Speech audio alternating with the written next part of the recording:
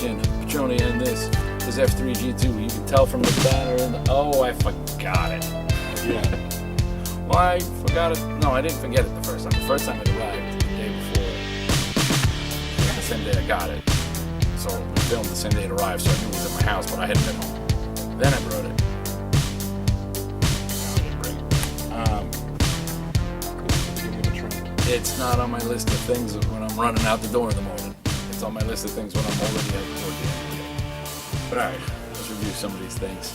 Because I did remember the books, so that's something. Although it wouldn't have mattered, they're all on the shelves here at the comic store, so I should just leave the damn thing here, but we'd never find it. They'd clean one day and it'd be gone forever. Fair point. I'd leave it in my car, but it's hot in Florida, and I don't want it to get brittle and dry rotty and fall aparty. Toxic fumes in the car. It's gonna be catch as catch can with the banner. Alright. Spider-Man and the X-Men number 2 was much better than Spider-Man and the X-Men number 1, which was very meh. This was actually a lot of fun, and while I believe this is an ongoing, or at least ongoing until they end the Marvel Universe, it's good. It's fun.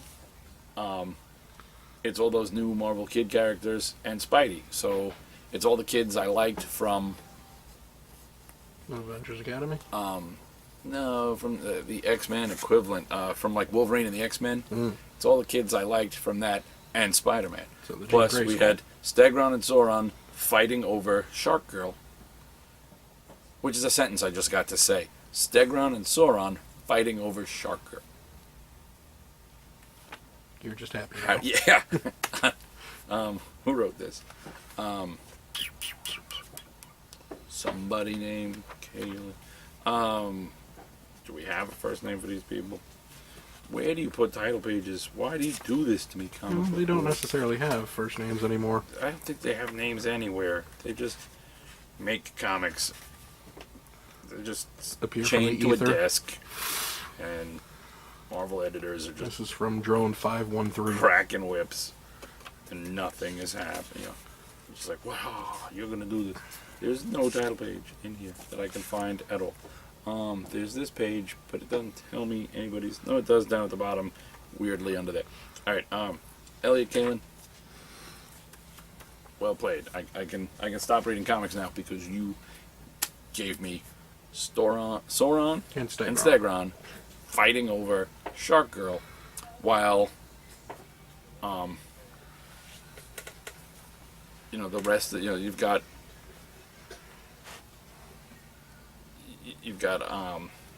iBoy, and they turned Blob Herman into a dinosaur.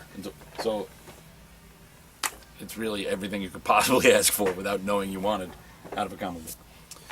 Thor number 4.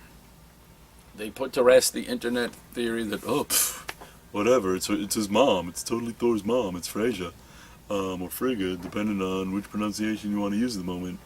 But it's totally Thor's mom, dude, because she went missing and now there's a girl Thor. It's totally Thor's mom. It's not Thor's mom. They talk. They're not there. And there is a great moment, though, to creep the internet out, where Thor smooches original Thor. And she goes, "Still think I'm your mom?" And he goes, "I certainly hope not."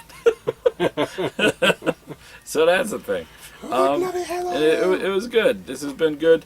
While I don't like the idea of a one-armed non-Thor Thor, the comic is still good. So it's kind of like I'm in the same place that I was with Superior Spider-Man, where I didn't like the idea of a dead Peter Parker with Doc Ock's piloting brain running the show, and it was a great book. So, plus, who knows? Again, Marvel Universe is ending. Who knows if any of this will matter. The Dying and the Dead by Hickman and Bodenheim. It was a Jonathan Hickman book that did a rare thing for a Jonathan Hickman book. I understood what happened.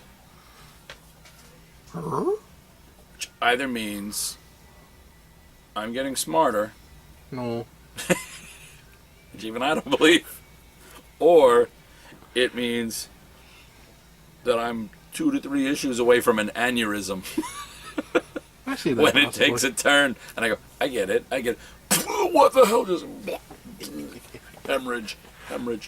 So long as we catch it on camera. So it's not to say that there aren't surprises and unanswered questions. It's just what was presented, I followed.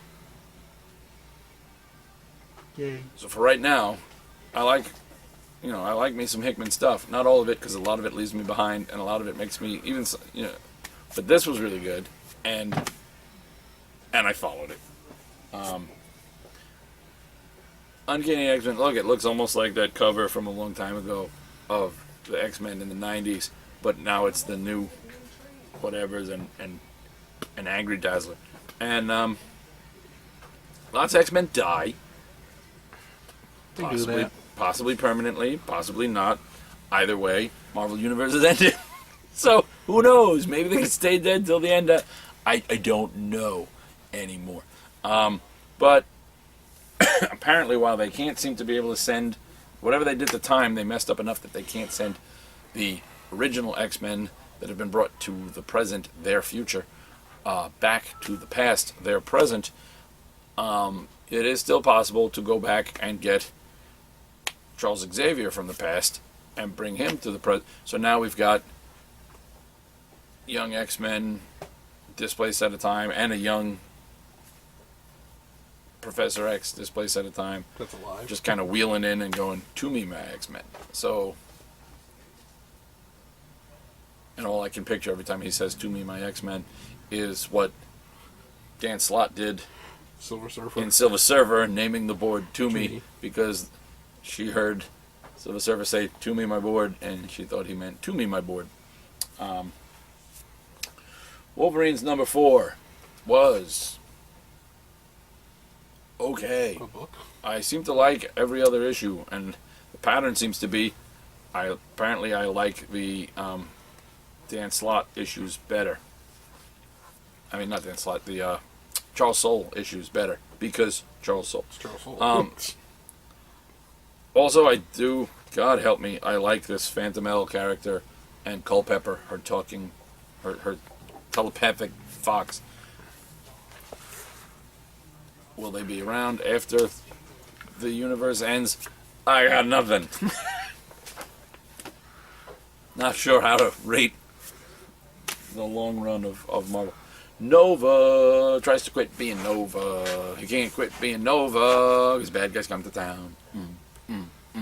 Nova is one of my surprise favorite books because I didn't expect to like it ever because it's not Richard Rider, who seems to be dead.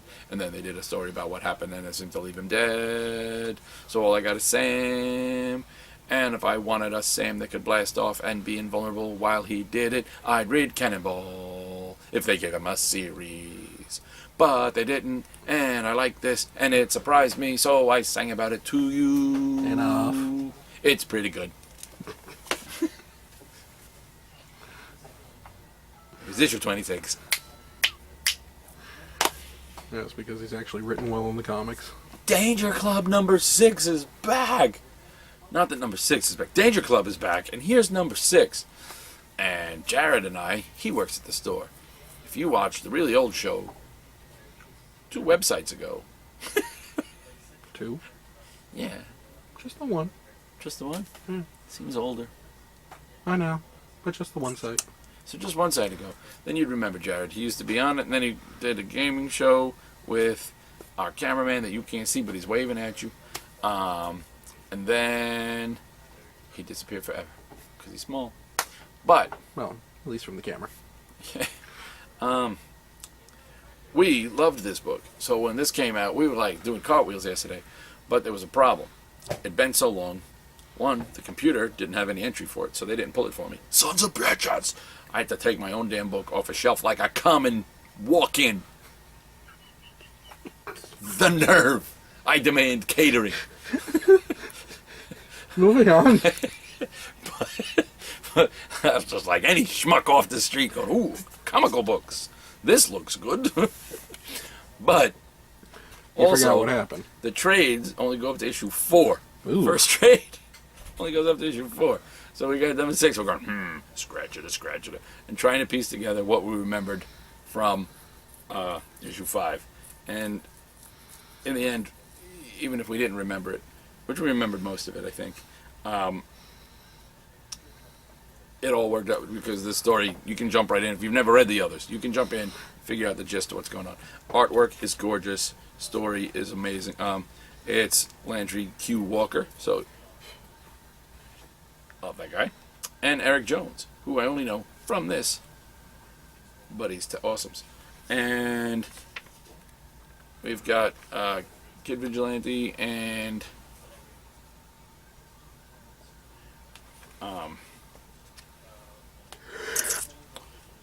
his friend turned nemesis turned useful device, Apollo, His frenemy. are going to try and save the world from an oncoming all-ending event. Because it turns out Marvel and DC aren't the only comic book universes that end. Other ones do, but these guys actually try and stop it. So good, though. Read that. Read that. Deathstroke number 4 was so okay. I like the new look for Rose. Well done, Tony Daniel. They've got Jericho in the new 52. Finally. He talks. He has funny colored eyes. I tell you what color, but I'm not so good at that. I'll Colors. tell you. I can't see the colors. You gotta find him. He talks to Rose, and his eyes glow. And also, Harley Quinn shows up, and so does Batman. But I'm gonna assume they're green because his word bubbles are green. But that may not be the best rationale for me to guess that. They might be yellow. Amazing X-Men. It's green. Has a weird cover because with what they did with Colossus's head, it ends up looking like his body's kind of twisted more than it really is. But Colossus got squished there. But not in the story. A whole bunch of people have been summoned by Sidorak. You've got Rockslide fighting a big demon that's trying to prevent people that are not worthy from getting to the Gem. to the gem. Colossus has to do some fast talking to get Pixie to get him there because nobody likes Colossus anymore because douchebag moments. Even though none of the douchebag moments they use as an excuse are still half as douchebaggery as when he went to the Secret Wars planet and slept with an alien chick, even though Kitty was waiting for him at home, and he spent all of a half a day before he decided, well, we're lost in space. What if we never get home? The love of my life is waiting for me. I'm gonna cheat on it. Strange. So it turns out Colossus was actually always a douche. Freaking commie. But in this he's trying to be douche redemption. But Nobody cares. the demon halfway through, not Sidorak himself, but like the guard dog demon, halfway through starts talking because it starts going, wait, Rockslide, you're pretty strong. You're pretty angry. How'd you like to have all the power? And he goes, oh, that actually sounds pretty good. And then and the rest of the X-Men are like, no. Rockslide should not be allowed to have the powers of Juggernaut.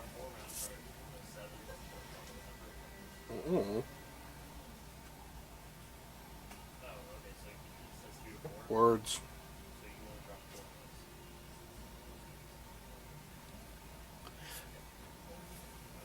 And then, but the Batman, Endgame Part 4, number 38, and the Joker, and Immortal. Joker's like colonial. What?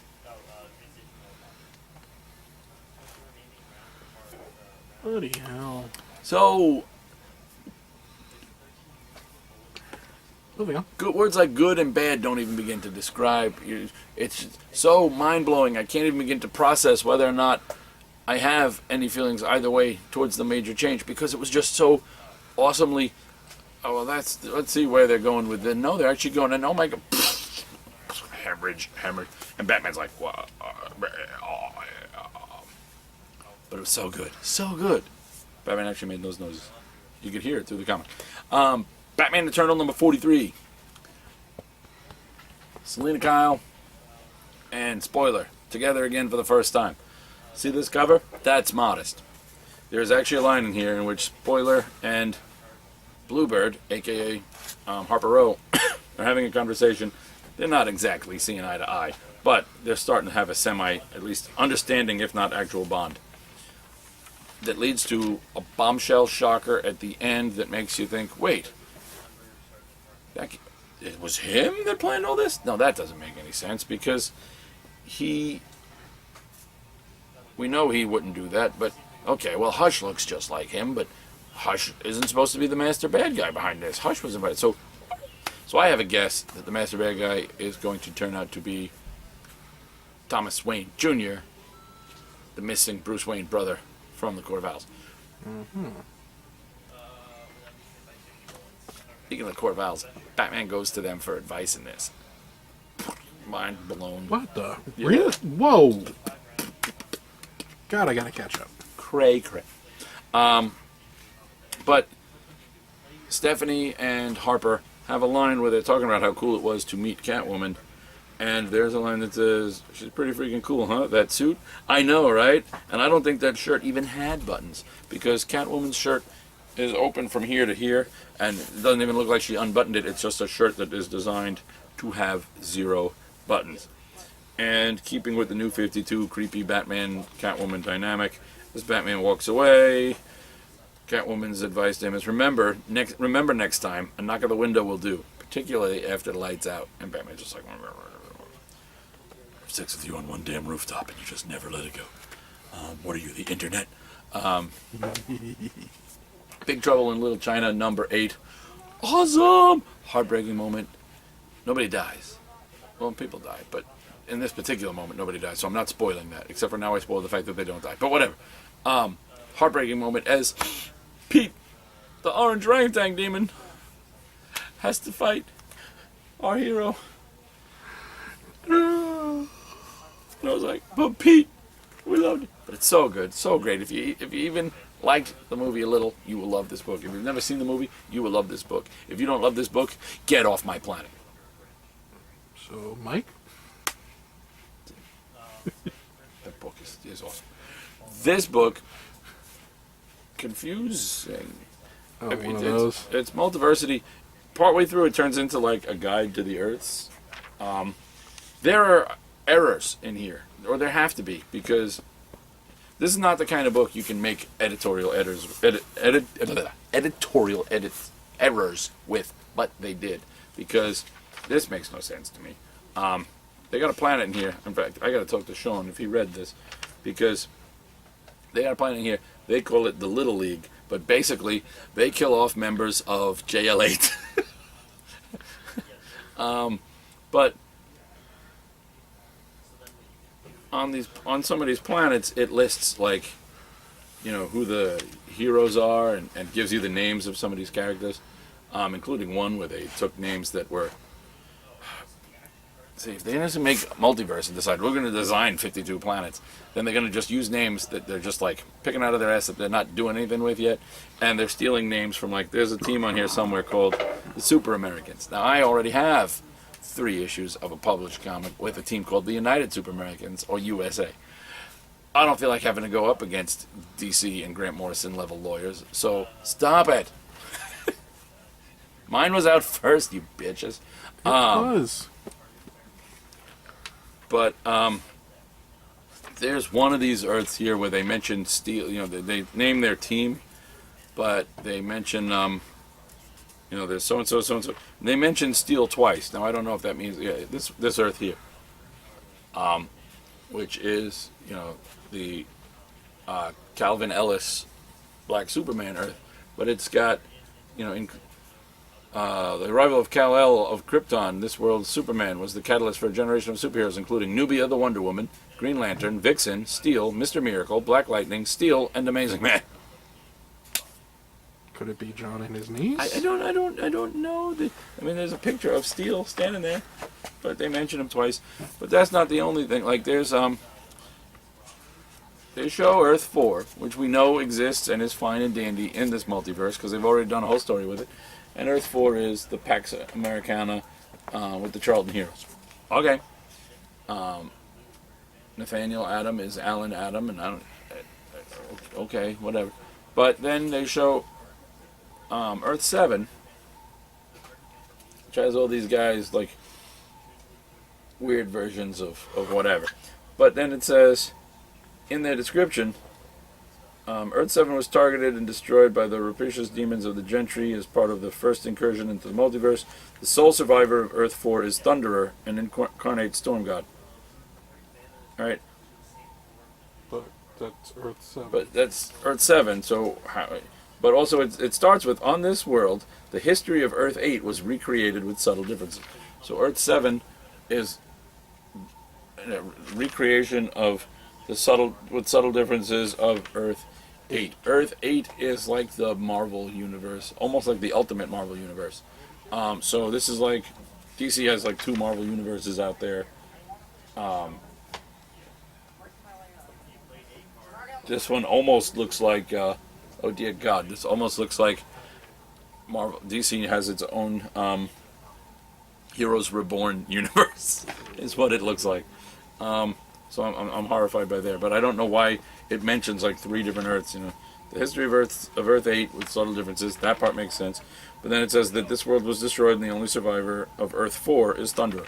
Thunderer is not a character from Earth 4. Earth 4 includes Captain Atom, Peacemaker, Blue Beetle, and Nightshade, and the Question. So what? I don't know if. And what does that have to do with anything? But You're the talking good about news Earth is 7. it shows the real looking new gods, including a good Barda who's married to Mr. Miracle. But that confuses me even more, because even according to the map within this issue, there's only one. Apocalypse? Yeah, there's only one Apocalypse and one New Genesis, and there's only supposed to be one version of the new gods and whatever. But now we know that the new 52 version of the new gods isn't the original version, and the original version still exists because Convergence says they're still out there somewhere, at least until Convergence is over. So there's only one Apocalypse and one New Genesis and one set of new gods and one set of Apocalypsians. But there's more than one, because there's another one from before there was only one, and it just stop it. Future's End number 39. I like the new Firestorm, but I really like current Firestorm, so I don't want them to make this happen.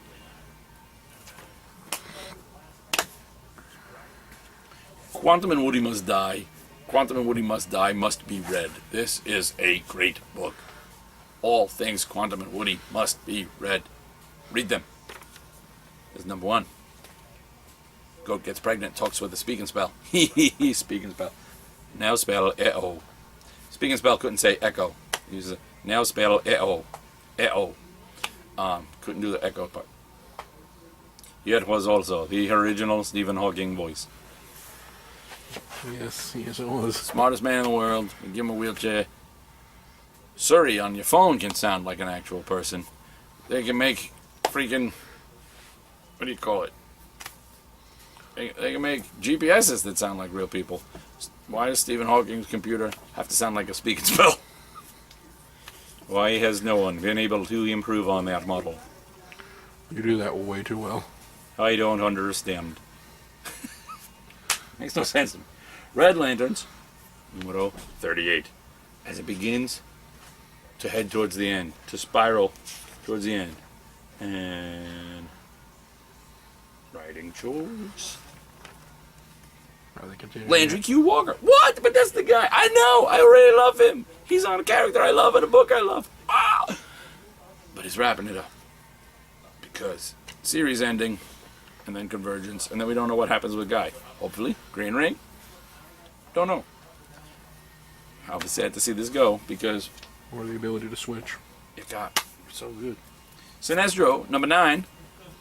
So good. Sinestro is going up against one of his favorite punching bags. Mongol and Warworld. And it's going to be a fight for the ages. It's Cullen Bunn writing, so it's awesome. What other review do I want? Cullen Bunn plus comic equal read it. It's like simple math. Spider-Man, 2099, Spider-Man.